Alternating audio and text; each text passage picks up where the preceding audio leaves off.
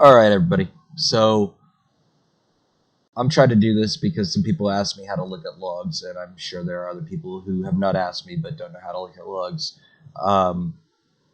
A person I knew on private servers didn't really know him, but was aware of his presence for several years. Created two tools. They're called CLA and RPB. And what they do is they make it to where they analyze logs so that raid leaders and other people can look at a bunch of metadata and figure out what's going on here. In order to show this, I'm showing a guild and a raid team I used to play with on private servers, so that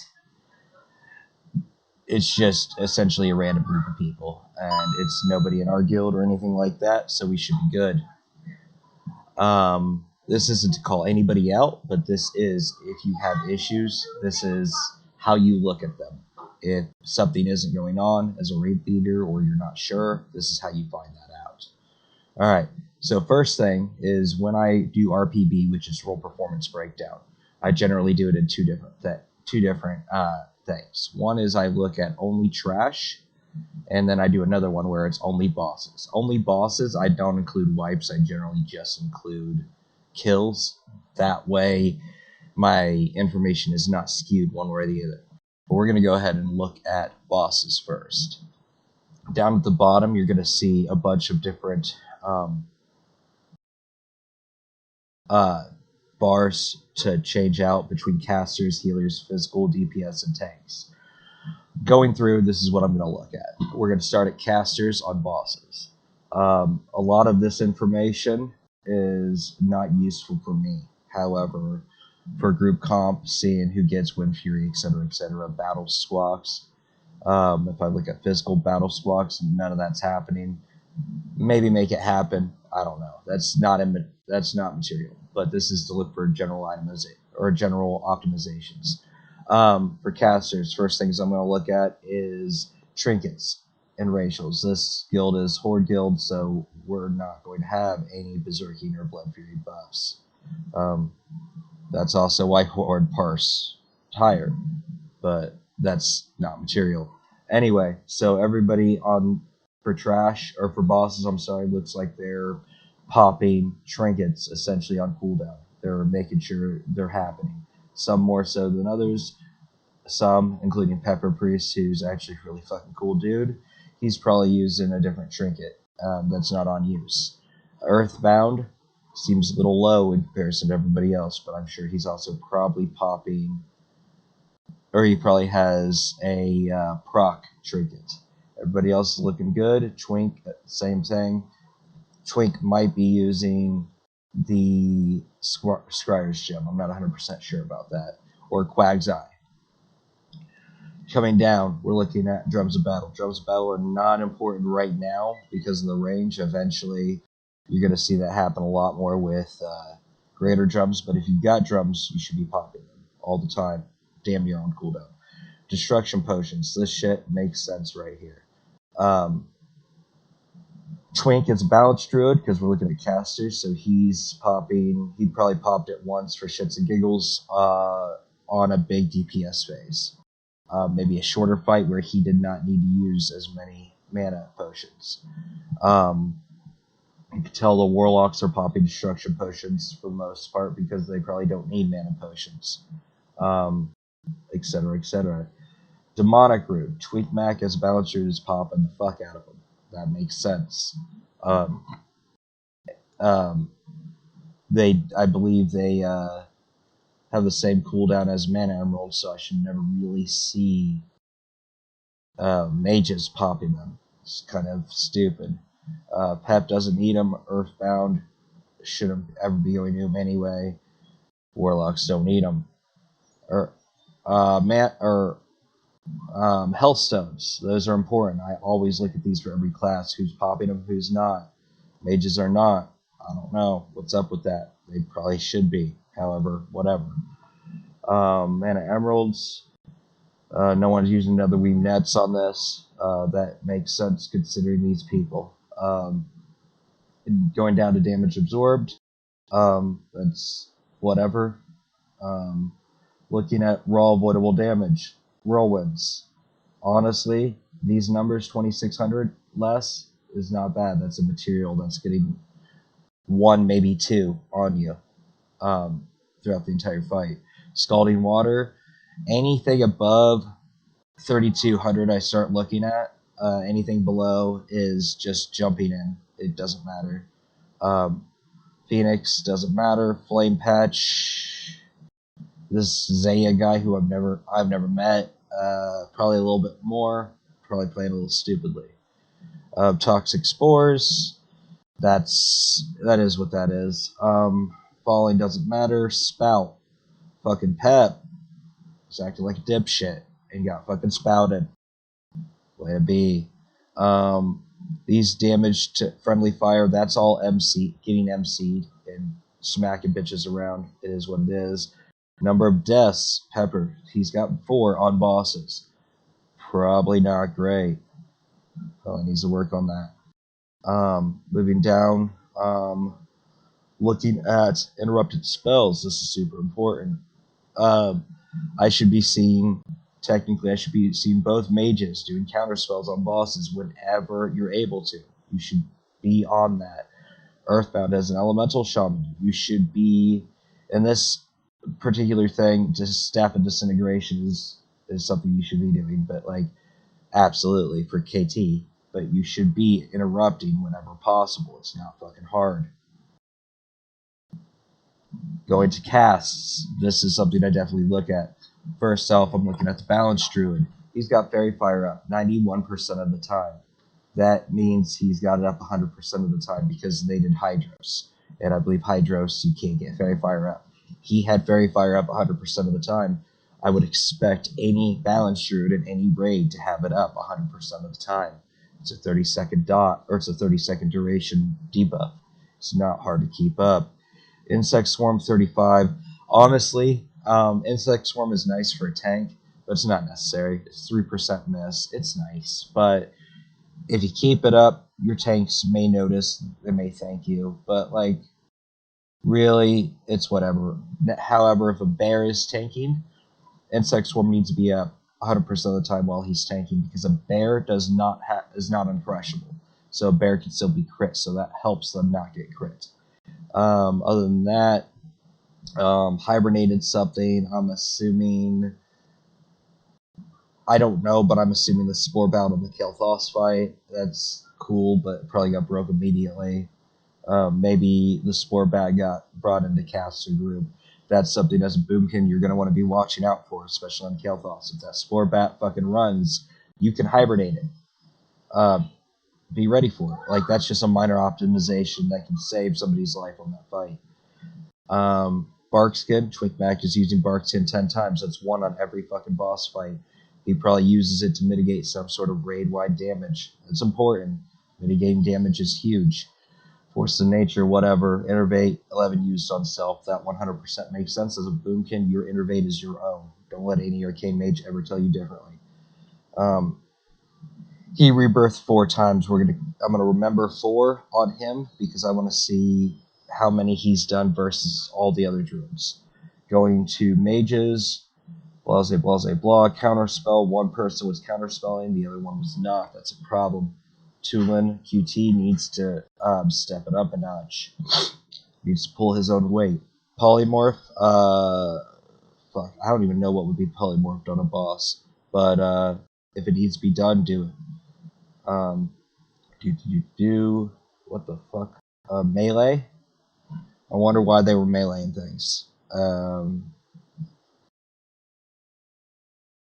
There's no reason to be meleeing a goddamn thing, but whatever. Someone's right-clicking and being in range. Whatever. Innervate.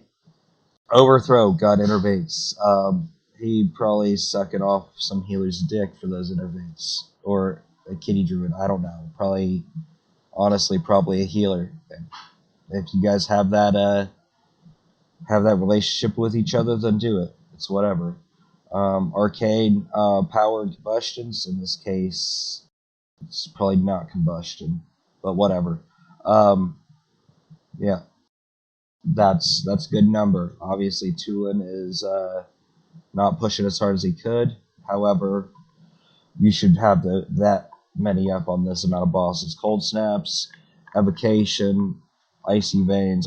When I look at these for mages, I look to see the highest amount is the baseline, and then who's not doing it as much as who could be stepping it up a notch. Moving over to Priest, this is just Pepper Priest. He used to play a elemental shaman on Endless WoW. Let's see what we got going on here. We have nothing of importance. Where is it? Fade. He only used Fade once. That would be a problem in my book. Although I can't remember if Fade takes you out of form or not. I look at Fade more for healing priests. However, it is still useful as a priest. If you can Fade, it should be used on cooldown. It is important. Inner Focus, Shadow Fiends. His Shadow Fiend can be brought up a good bit, especially since he's a mana battery. He should have this up at least 10 times. 8's okay, but he should have that up quite a bit. Earthbound, Elemental Totem, did a shit ton of Frost Shocks. Not important. Disease Cleansing Totems.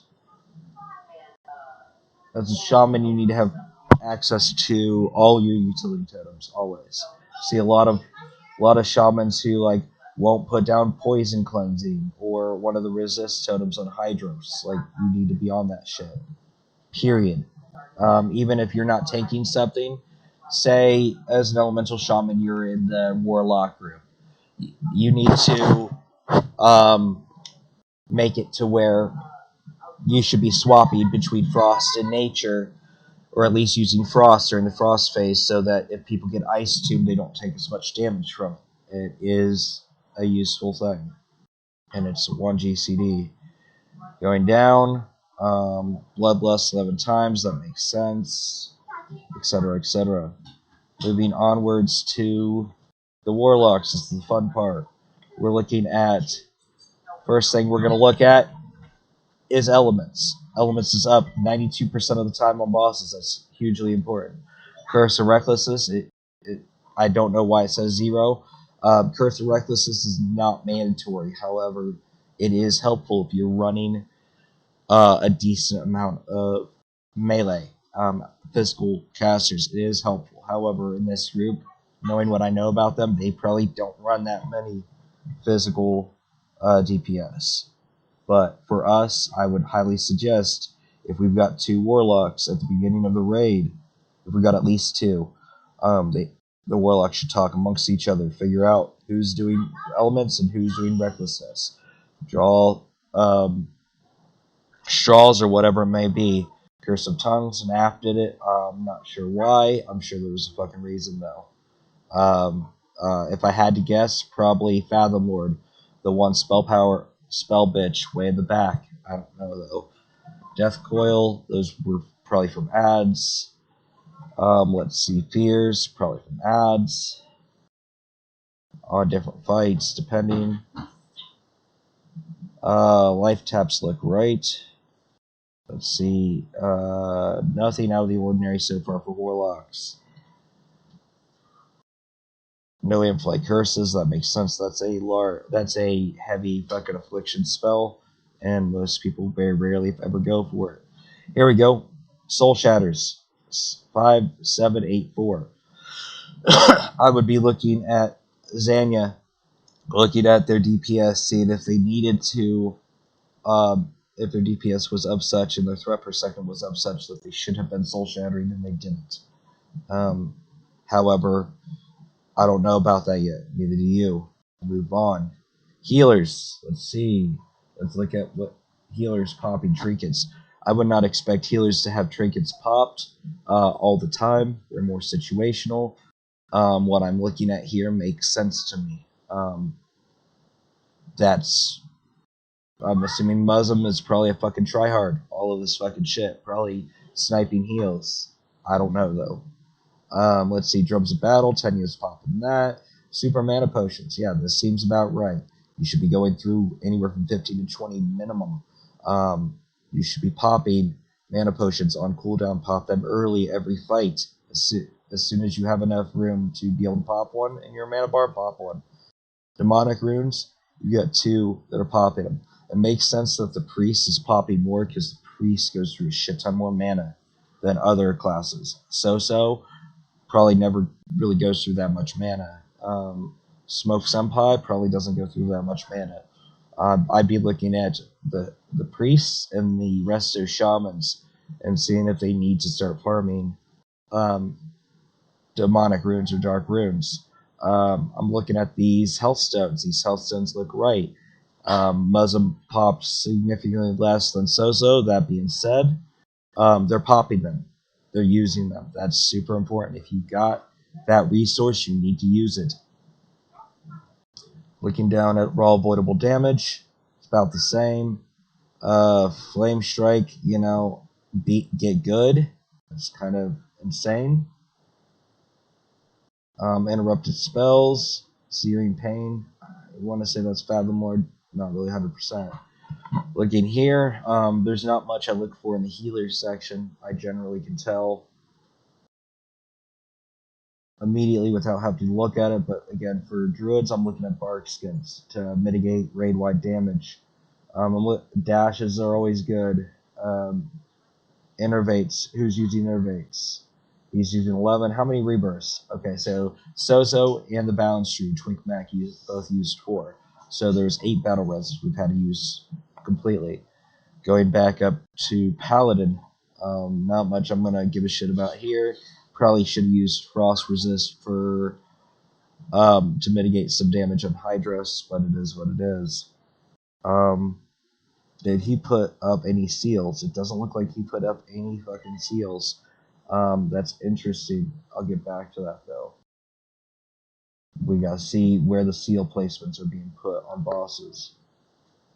Divine Favor, Illumination, blah blah blah. Divine Shield. Lay on Hands is interesting. I would never ask a paladin to use it because it ooms you completely. However, in a pinch, it is nice. But I very rarely ever look for that shit. Going up to Muslim, Mr. taking shit tons of damage and using shit tons of potions and demonic runes and whatever. Let's see what we got going. He smited a couple times. Fade, here we go. Healing Priest, using Fade 18 times on bosses. That's the benchmark, that's what you should be doing. Using it on cooldown for bosses. Moving forward, we're going down. None of this shit matters. Inner Focus, he keeps Inner Focus up. That's fine. Resto Shamans, going forth, whatever, blah blah blah, Wrath of Air. I don't know where the Shamans were placed. It doesn't look like any of the Resto Shamans were placed in a melee group, which is good if you've got enhancement Shamans to cover the melee tank group. Mana Spring Totem, one popped to 32, one popped to 25. I'm curious why there's that discrepancy if they were both there for the same amount of time. Physical. This is why Curse of Recklessness wasn't popped. This is why that sort of shit. They only have fucking 4 melee DPS. That's why Wind Fury or all that shit wasn't super important. Battle shout up time. Weird that they had any battle shout. However, what the fuck do I know? Battle shout on these guys up pretty substantially. I'm assuming Fish Dad was in with... Yes, they did not have a feral druid whatsoever for this raid. That's important. So, Fish Dad was in with the hunters. So that's worth keeping in mind. Commanding shout. Look at that. I like seeing the fact that these DPS were not only getting battle shout, but getting commanding shout. If you are a DPS in a warrior group or a DPS warrior, you need to be asking for a commanding shout. That's extra stamina. That's extra chances for not dying while doing dumb shit. They had a decent amount of commanding shout up. I mean, in an ideal world, 100%. However, fuck it, something's better than nothing. Trinkets. Trinkets look about right. Zenith, curious about. Felborn, curious about. IRA, curious about. However, especially these two, Felborn and Zep, why they're so low by comparison of everybody else. Felborn didn't have any. I look at his gear, that might tell me what I'm curious about. Drums of Battle, this all makes sense. Haste Potions, this all makes sense. Gimli and Rick maybe not giving as much of a shit that night. Who knows? This is important. Super Healing Potions. You may not ever use them, but you should always have a stack of at least 5 in your bags at all times because you never fucking know. Yeah, it eats a potion. However, if you're dead, you can't use any potions regardless. Keep them in your fucking bags. This goes for everybody. Tanks, healers, caster, DPS, everybody.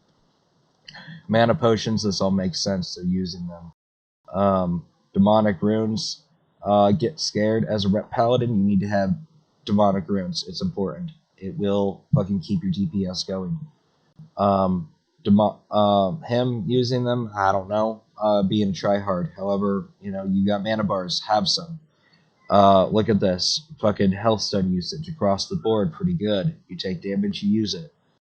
This'll whatever. There are a lot of engineers in here. Just gonna skip over that bullshit. At this point, I've said what I wanted to say about avoidable damage. Don't be fucking bad.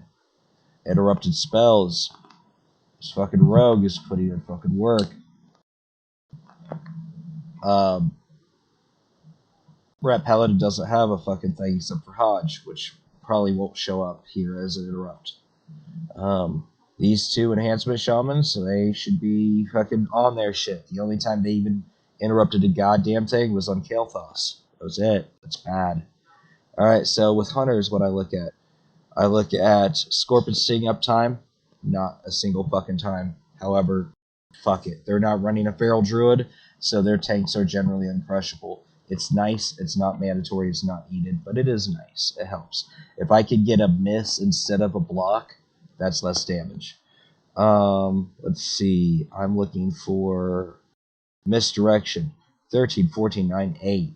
For 10 fights, that's kind of low, but like, fuck it, whatever. I also know who these tanks are, and I know that might not be necessary. However, gotta keep that up. If I look at this and I see someone with fucking 0 or someone with fucking 2, me and that person are gonna have a fucking issue. That's just how it is. None of this really super matters. Snake traps, decent amount. This would have been on Alar, more than likely. However, using snake traps on Alar is more of a buffer, and at some point you'll stop doing it because nobody gives a shit anymore. But for now, for people that don't have it locked down, it is what it is. I also know, like on Kael'thas, you'll pop snake traps, but I know Rai will flip his shit if he sees hunters go up there. Rai is a very micromanaging ass motherfucker. I love him to death, but he is who he is. Rep Paladin, let's see. Judgment uptime, pretty high. Oh, he's twisted. Okay, so that makes sense. He's swapping between blood and command. That's just what you're supposed to do. I'm lazy.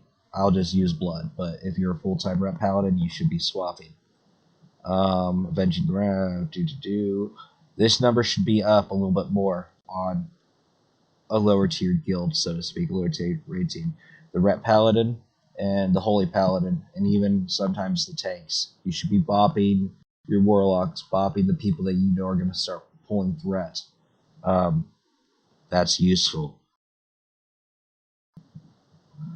Divine Shield, as a rep paladin, you need to know that this exists. He might have used DS on to get rid of Toy on Kael'thas. Rogues, exposed armor. He probably hasn't talented. 43%, pretty good. Should be higher, but whatever. It's better than nothing. All these look right. Evasion, everything looks right on that. Shamans, enhancement shamans. We can tell that Fish Dad was probably the one that had to kite Striders on Vash. That is what that is.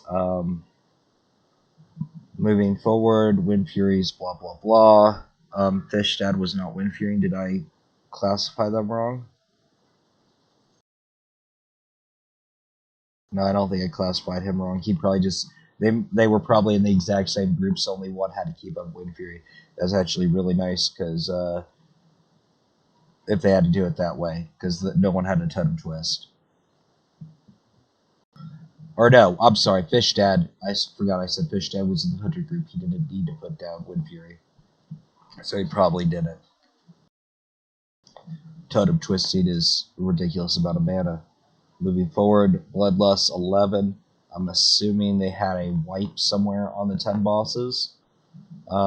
Wouldn't surprise me, but 10 bosses, 1 wipe. I'd say that's pretty damn good. Tanks, exactly what I thought. Rai, I almost guarantee you he was main tanking everything. Montreal, he played a different character, but I know of him. I don't know who the fuck Turox is.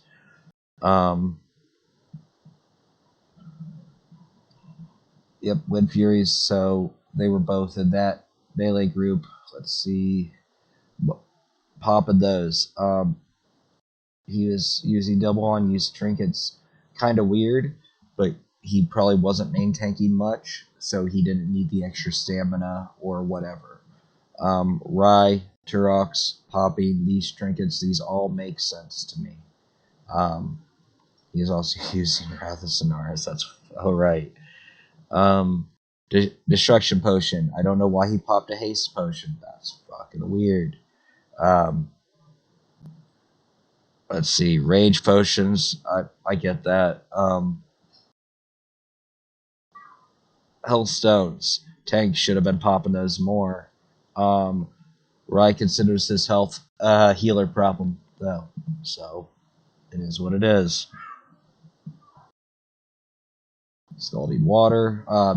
He was main tanking, obviously, so he was in the water 24/7.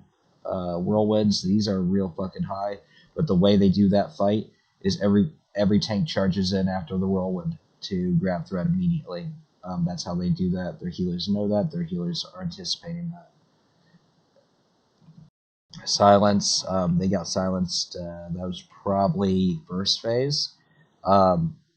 One of these two will probably also putting the dagger debuff up. One of them, I don't know which. Let's see. Judgment of time. What was he judging? Corruption. And his job was light. Going back to the healers.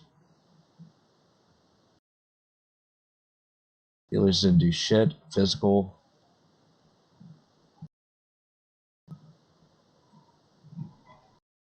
Yeah, so they only had light. I don't know where wisdom is. I almost guarantee you it was somewhere. It was probably the Holy Paladin is just not showing up correctly.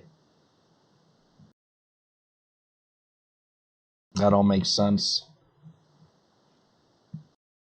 Here we go. Battle shout up time. They had battle shout up. A pretty substantial amount of battle shout. Commanding shout up. So Turox was not doing it. Not sure what Turox was doing. As warriors, you need to have both up if possible. Demo shout up overall 34% of the time. That could definitely be higher, considering they're the only two that can put that shit up. And they did, yeah. The demo shout was on them, and their number is substantially lower than it should be. Sunders, overall 50% up. It's not showing it, but oh, that's because I believe it's Devastate. Yes, Devastate. They were putting Sunders up all the time. Thunderclap, 45% of the time on bosses. That number should be higher. However, 45%, depending on the fight. Some fights you don't need it for. That's pretty decent. Thunderclap as a warrior, particularly a tank. but if a tank's not available, warriors should be putting up Thunderclap as much as humanly possible. It mitigates damage, it makes healers have a better time, and that makes DPS not die. Because if the healers aren't always on the fucking tanks, then they can be on the DPS more. DPS can do dumb shit and get away with it. That's it on that. Gonna whirlwind through the fucking trash. Just gonna look at casts here. Twink Max 80% time overall on Fairy Fire. That's good. Could be better, but that's fine. Twink Mac probably just put it on the primary skull target and went about his fucking day. Nothing needs to be said for trash on this. Didn't ever bother using innervates. That's something I don't like, but we'll see if it shows up elsewhere. As a druid on trash, you should be innervating healers in between pools. That way you can keep pools going as fast as humanly possible. When you innervate, obviously you innervate a spirit-based healer, not an MP5-based healer. Let's see. Mages. Let's look. Polymorphs. They were on top of their fucking polymorphs. That's important in TK. Have to be chain. This one was probably chain polymorphing shit all the time. SSC as well. They also probably didn't have people breaking polymorphs. That's not important.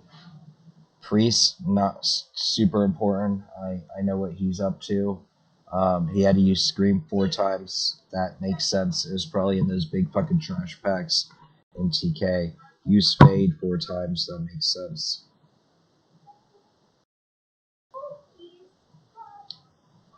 Going to these guys. Let's see. Looking at Earthbound. Poison Cleansing Totem 4 times. That's about right. Those were probably leading up to. That was probably the trash leading up in Leotheris, the big fucking elemental dudes that put down the mushrooms.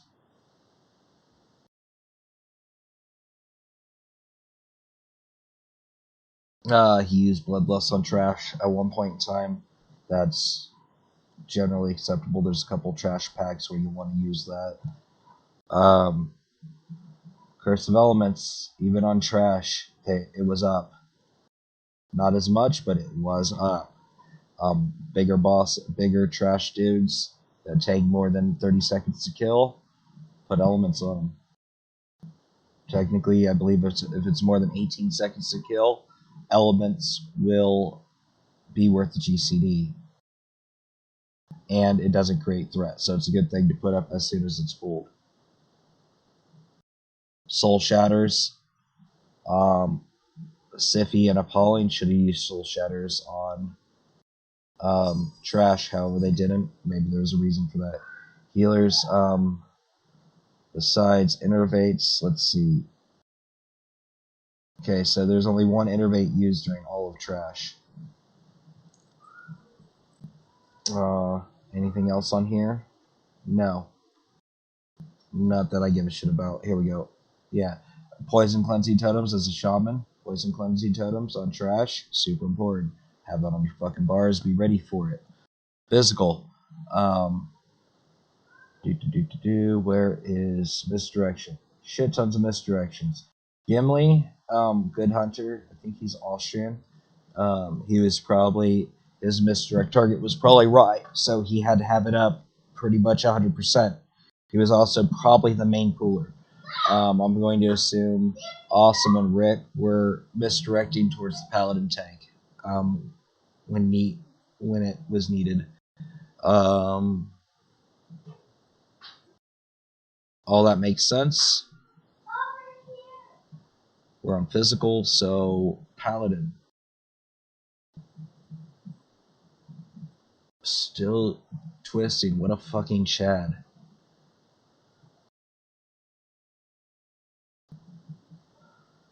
DI, something went south on a fucking trash pack. Divine Shield, yeah. Rogue, expose armor, never. He said, fuck that shit. Is what it is. He had advantage 4 times. Curious why. This was on trash. Enhancement shamans, we're looking at this. Everything looks right. Purge. This person should have been purging significantly more. Fish Dad, that's about right. Especially on TK, you should be purging your paladin tanks 100% of the time. We get fucking hodged, we get fucked. Anybody gets hodged, they get fucked. But if a paladin, if a tank gets hodged, they have no mitigation whatsoever. They're literally a sack of fucking meat. And they can't do anything to improve their threat per second. Poison cleansing items, that's correct. Depends on the fight, obviously, but that's correct. If it needs to be done, you need to do it. You shouldn't give a shit about your DPS. You should do it because it needs to get done. There's still someone popped lesser healing waves. I'm not sure. Fish Dad probably just stopped. A couple healers died and he jumped in. You see a couple healers die, and you're capable of healing. You need to jump in and heal. You need to drop Shadow Form. You need to drop Boomkin Form. Whatever it is, you need to start fucking healing. It's better to heal than it is to die. Alright, so tanks, not super. They popped. I would ask Ryan why he's not popping trinkets on trash. That, for the most part, makes fucking sense. I don't know why they would sit in when marshals are fucking spinning. They probably stopped giving a fuck around KT. But it is what it is. Judgment uptime. I don't know why that says affinity percent. That's interesting. On trash, he's using corruption, i.e. blood. Or no, corruption for horde is Seal of Vengeance, I believe. Yes. No, it's not. I don't know. It's probably Seal of Blood. That's what corruption is.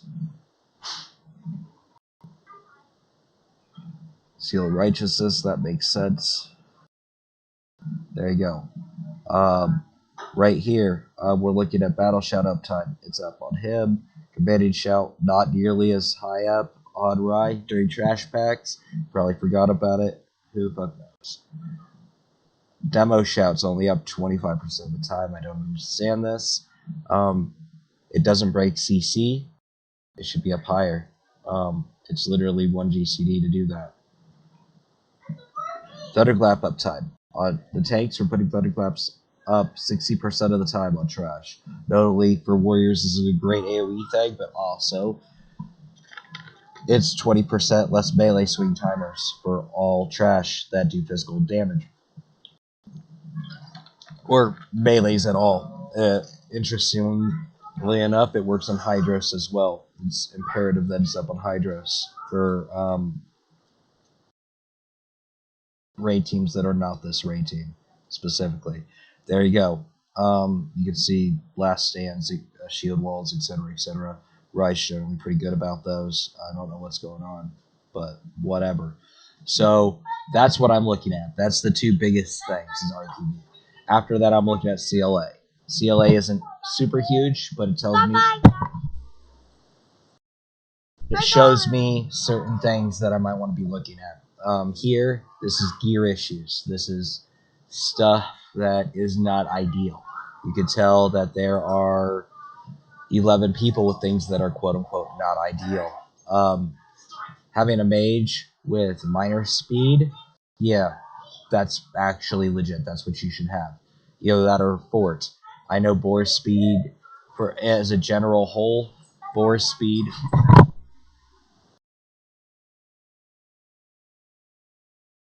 I know boar speed and cat speed is expensive. If you can't afford those as a person that would normally use those, you should be using either fortitude, it's like 6 arcane dust, or minor speed, that is Earthworld Max. Cloak or spell pen, not entirely sure why that is. This might be being used as a PvP cloak, or there might be something that I am not 100% aware of. Smoke Senpai using silver thread is fucking weird. Montreal having that instead of dot Give me a second. Yes. He should have armor. Oh, wait, no, that's his threat cloak. I don't care. He should still have armor or dodge on that. But whatever. May have just gotten that. No, never mind. Drape of the Righteous is Karazhan, I believe. Let's see. Same problems. This one irritates me. A shaman has no way of moving fast. He's enhancement. He doesn't have speed to fucking speed or stand to his feet. That's fucking weird. Spell pen. Fuck do I know? No enchantment. You should have something on your cloak, ideally. Rye. No enchantment on Rod of the Sun King. There's probably a reason for that. He might have gotten that on that fight and just equipped it. Gear listing. This shows everybody's gears. Not important. Here's another big thing. I'm looking at elixirs, flasks, etc. I like to make sure everybody has had a flask. Montreal only had it up 82% of the time, and this is through all of SSC and all of TK completely. I don't know what was going on with that. Maybe he was arcane tanking. It fell off. He didn't want to fucking put it back up because who gives a. Everybody's reasonably good on this. 80% or better is generally the minimum benchmark. Food buff. Some people let it fall off. Paulie let it fall off quite a bit. However, everybody else is pretty good. You generally want to see hundreds here. However, 80s, 90s, whatever, people freaking forget, whatever. Scrolls, use scrolls if you're a fucking tryhard. Flat out. The Agi and the Strength scrolls are fucking expensive. I would never expect a normal raider to be popping those all the time. They're like fucking 10, 15 gold per, and they don't persist through death. Stamina and intellect fall off as soon as you get buffed. The armor potion I use, but it's only 300 armor. It's not huge. And then, let's see. Montreal, use the protection one, the armor one. However, if we don't have a disc priest, you would like to see people like Twink Mac, like Overthrow, Tulin, certain shamans. Well, not really, but at least those three have spirit. Like, see, Tulin had a spirit scroll on. Twink had spirit on. Those are cheap. That's a shit ton of spirit. That's mana regen. That's big. This also shows JC necks. If anybody is interested in those, I'll explain those. There's two different necks. One increases spell power by X amount, and the other one increases crit by X amount. The problem is you have to wear that for the entire fight. When I was a Boomkin main, our group was 3 Destruction Warlocks, a Boomkin, and Pepper, who is playing a priest, as the Elemental Shaman. Me and Pepper would swap. I would use a crit one time, he would use spell power, and then for the next boss fight, we would swap back and forth, back and forth.